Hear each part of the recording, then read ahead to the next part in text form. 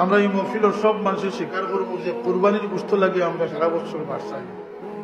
কুরবানির গোশত লাগান মজার গোশত আর ছোট বড় জোয়ান বৃদ্ধ সবে এক ব্যক্তি স্বীকার করবা, আলিম গৈর আলিম সবে কইবা যে কুরবানির গোশত লাগান মজা আর কোন গোশত নাই। একটু চিন্তা করে দেখুন যে এই গোশতর মজাটা খেনে বাড়ছে। যে ইমাম সাহেব দিয়ে আপনি বিয়ার গরু সিন্নির গরু জব করাইছিল, ওই ইমাম সাহেব দিয়ে আপনি কুরবানির গরু জব করাইছেন। এক জোড়ার গরু একটা সিন্নিত লাগাইছেন, একটা কুরবানিত লাগাইছেন, দুটার গোশতর মাঝে 19 পিস না রাত দিন তফাৎ হয়েছে। কথাটা ঠিক না ঠিক না? কারণটা কি? কারণটা হইল কি যে এটার মকসুদ একটা, এটার মকসুদ একটা। কুরবানির গরুর আর কোন মকসুদ নাই, এক মকসুদ হইল কি যে আল্লাহরে খুশ করা, আল্লাহ লাগে এটা।